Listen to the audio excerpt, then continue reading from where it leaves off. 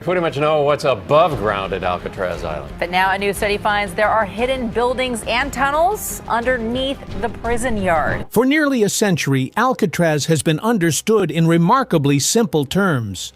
A former military fort turned maximum security federal penitentiary isolated by cold water and strong currents, designed to hold inmates considered too dangerous or too clever for any other prison. Its reputation was built on visibility, barred cells, armed guards, searchlights sweeping the bay. What lay beneath it, however, was never part of that story. In 2025, a routine infrastructure project beneath the former prison yard forced historians and engineers to confront a layer of Alcatraz that had never appeared on a single official blueprint. The discovery did not come from treasure hunters or conspiracy theorists. It came from construction crews tasked with reinforcing aging foundations to support expanded visitor facilities. What they exposed was not decay, it was concealment. The initial anomaly appeared ordinary enough. Workers encountered a section of masonry that did not match surrounding stonework. Its composition, mortar style, and reinforcement differed subtly from known prison-era construction. Alcatraz has been modified many times since the 19th century, so at first this raised little concern. But when archivists compared the location against every known engineering plan, from its days as a coastal fort to its years as a federal prison, the wall simply did not belong. It was not undocumented. It was unrecorded. When conservators authorized limited removal, the structure revealed itself as a false barrier, built flush with surrounding walls and deliberately designed to escape notice. Behind it lay a narrow passage descending steeply into darkness. No signage, no markings, no maintenance access points, just a sealed corridor untouched for decades. At that moment, responsibility shifted. Federal authorities secured the area, citing safety concerns. Specialists from structural engineering, metallurgy, and historical architecture were brought in. What they found over the following weeks fundamentally altered the accepted timeline of Alcatraz Island. The tunnel extended far deeper than any known substructure beneath the prison. Its walls were reinforced with steel supports angled in ways inconsistent with standard load-bearing design. Instead of maximizing strength, the supports appeared optimized to dampen vibration and suppress sound.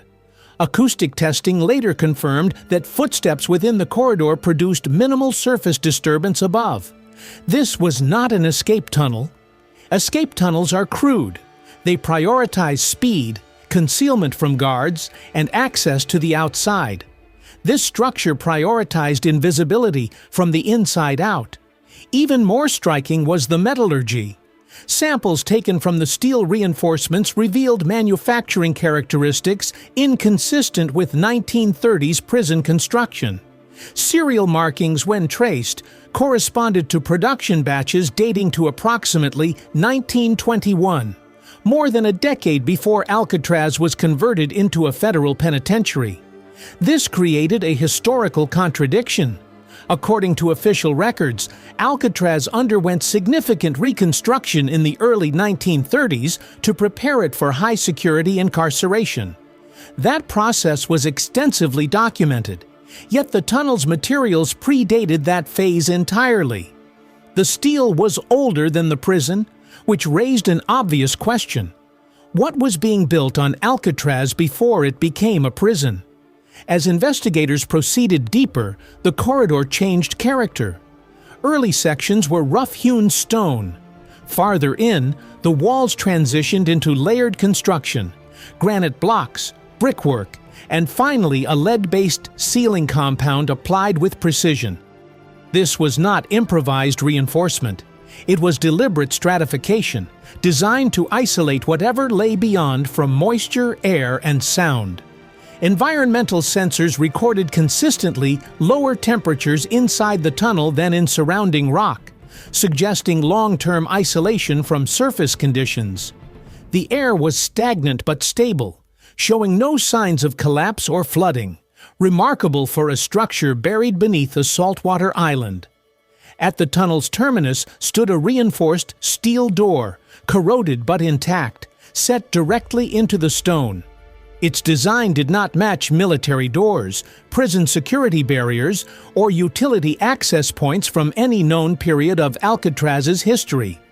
Opening it required heavy equipment and federal authorization. What lay beyond was not a storage room. It was a sealed chamber.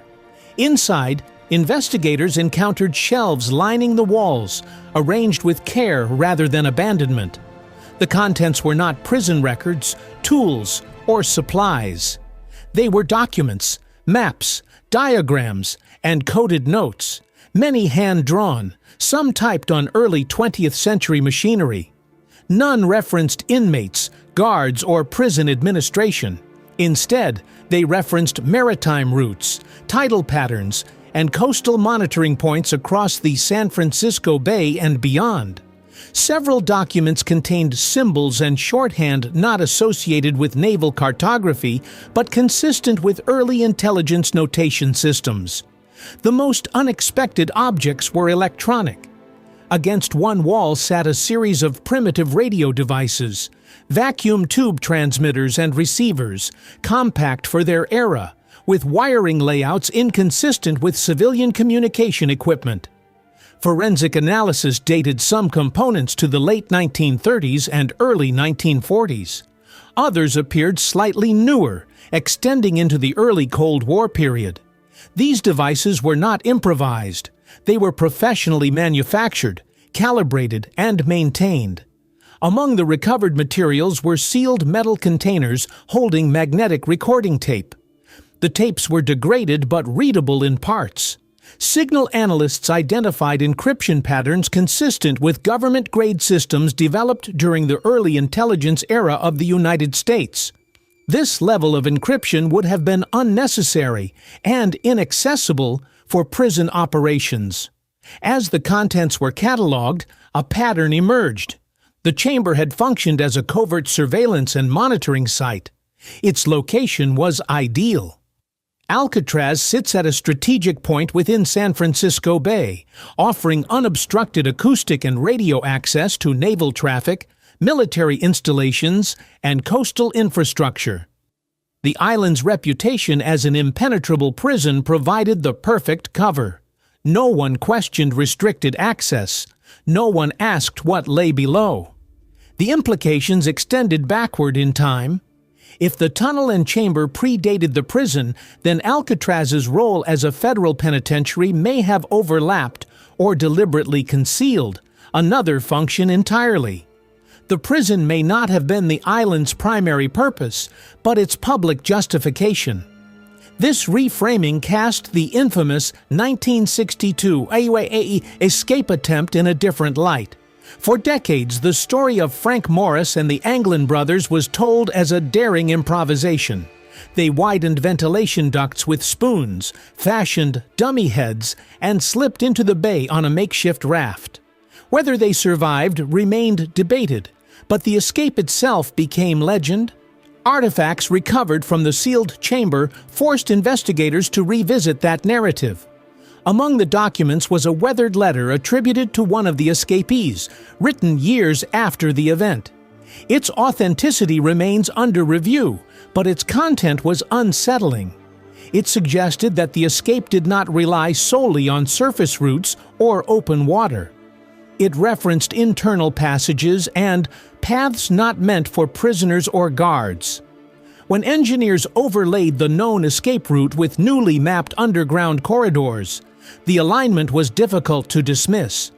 The ventilation system, service shafts, and newly discovered tunnel network intersected in ways that suggested knowledge far beyond inmate improvisation. This did not prove external orchestration, but it demonstrated opportunity. The most disturbing discovery came last. Behind a warped panel at the far end of the chamber, investigators found a smaller sealed recess. Inside were human remains, 5 individuals, arranged upright, positioned deliberately rather than buried. Their clothing was intact, preserved by the sealed environment. The uniforms did not match prison attire, military issue, or known intelligence agency insignia. Forensic examination found no evidence of trauma consistent with execution or accident. Their posture suggested formality. Their placement suggested intent. Nearby were containers holding preserved biological samples, vacuum-sealed and labeled with alphanumeric codes not found in any public database. What those samples represent has not been disclosed. At that point, excavation ceased. Jurisdiction shifted again, and access became restricted. Officials cited safety, preservation concerns, and the need for further review.